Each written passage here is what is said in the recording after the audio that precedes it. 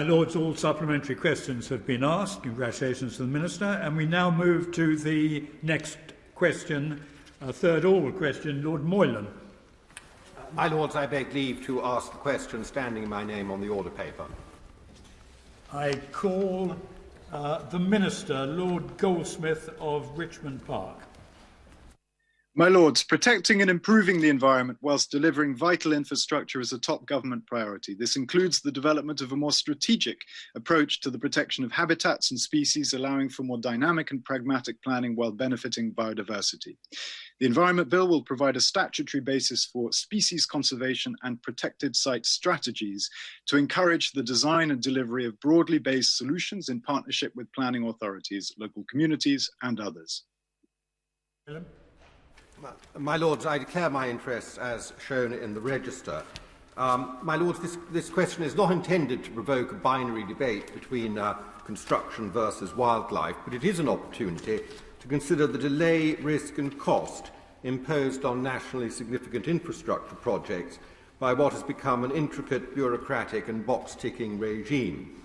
Now that we are free of the EU, will my noble friend at least consider using the forthcoming bill to amend the definition of what counts as an EROPI, that is, an imperative reason of overriding public interest, in the Conservation of Habitats and Species Regulations 2017, to include critical national infrastructure? My Lords, the regulations don't currently define which projects count as EROPI. However, nationally significant infrastructure projects will most likely always meet the public interest test, providing the environmental safeguards that no feasible alternatives exist for delivering it without impacting upon a protected site, and that the necessary compensatory measures from any damage to habitats or wildlife have been taken are met. If the noble lord has any particular example he's concerned about, I'd be very happy to meet him to discuss it, including the scope for clarifying whatever guidance we have on this.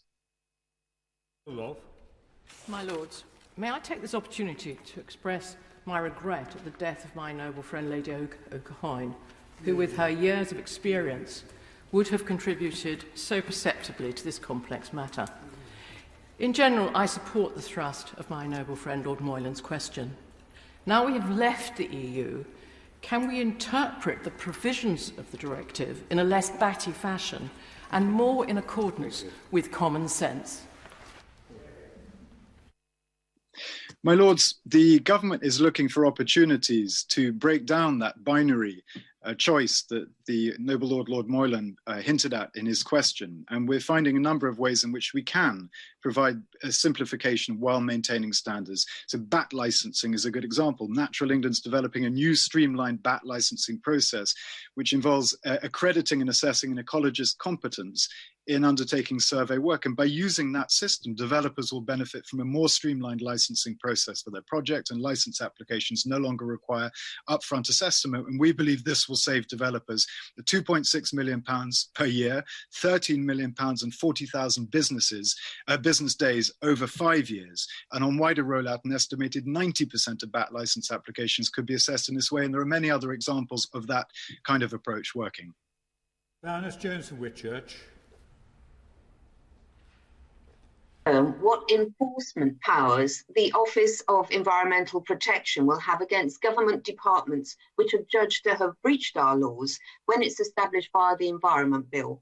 And is he confident that these powers will ensure parity with the environmental protection we enjoyed whilst we were members of the EU? My Lords, we'll set legally binding targets through the Environment Bill and an environmental improvement plan which will be reviewed every 5 years. And government will have to report on progress towards achieving those targets every year. And the OEP will hold government to account on progress, and every year can recommend how we can make better progress to which government must respond. The OEP will have the ability, if necessary, to take government to court, although we hope, of course, that that will be unnecessary. In many respects, the scrutiny that this government and future governments can expect to receive will exceed greatly the scrutiny that currently existed before we left the European Union.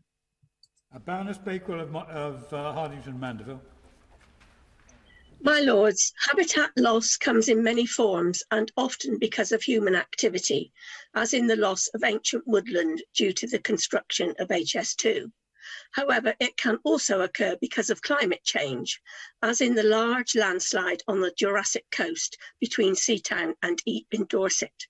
Does the Minister acknowledge that this may require the intervention of infrastructure to provide protection for the remaining coastline? There will be moments where such interventions are of course justified, and there'll be other moments where nature-based solutions might be better applied to the kinds of problems that the Noble Baroness has cited. We know, for example, that flood prevention can be achieved much more effectively and cheaply in some circumstances by planting trees rather than building concrete defences. And the same is true of a range of other problems that government is required to address. My noble friend the Minister will be aware of the Bats and Newts Conservation Bill 2008, which was my private member's bill in the Commons on exactly this issue. Now, I am ridiculously pleased when I see bats, or indeed newts, and I certainly like newts as much as Ken Livingstone. I'm currently having 2 newt ponds built on my farm in Leicestershire, helped by the Leicestershire Wildlife Trust. But great crested newts are not uncommon in this country. Indeed, they're pretty common. They may not be common in Spain or Greece, but that's another matter. We should not be spending millions on an industry of ecologists who will admit that newts, for instance, can travel hundreds of yards each night. So will my noble friend the Minister listen to the pleas from this side and review the absurd EU Habitats Directive and bring some common sense to bear on this issue? My lords, I too share the noble lord's fascination with newts, perhaps not quite to the extent of Ken Livingstone. I mentioned in an answer to a previous question that we're streamlining the process, but that is true across the board in relation to bats, but also in relation to great crested newts. So district level licensing, for instance, has reduced the average time to issue a license to 23 days compared to 101 days previously.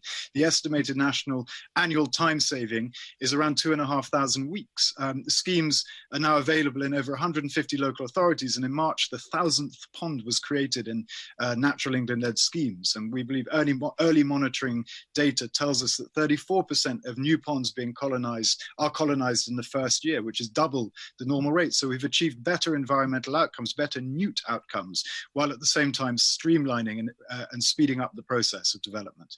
Baroness Fox of Buckley. My lords, one clear lesson of the success of the UK's vaccine development is surely that the removal of overly bureaucratic and risk-averse regulations frees up creativity and speeds up innovation.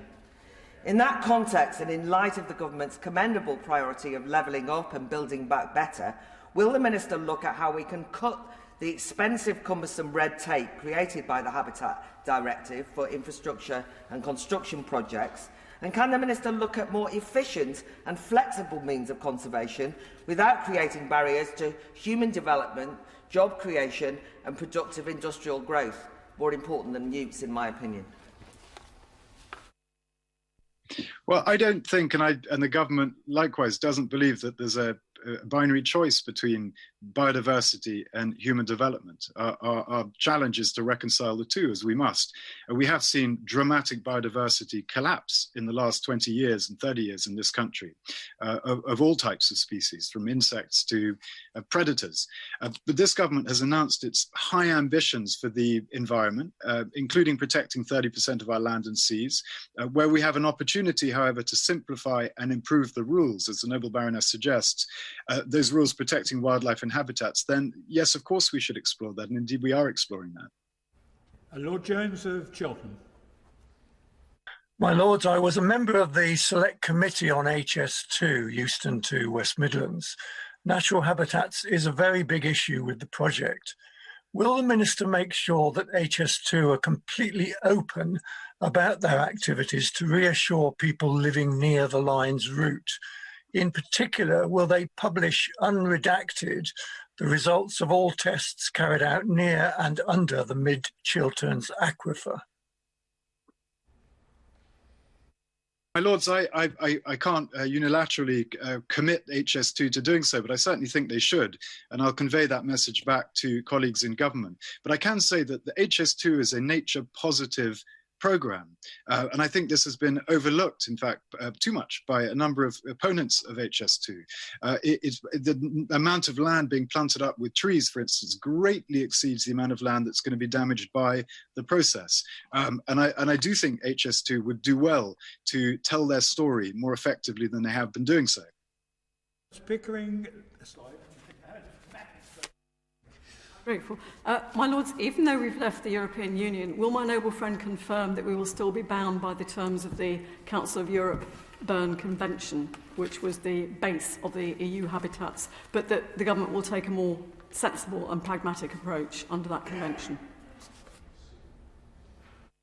My Lords, the government is completely committed to ensuring that our environmental protections are not only maintained but enhanced, and we've said so at every opportunity. But EU exit does give us the opportunity to improve both our existing domestic and our legacy EU laws to support those high environmental ambitions, and where appropriate, we should certainly keep all those regulations under review, and we do. My Lords, the time allowed for this question has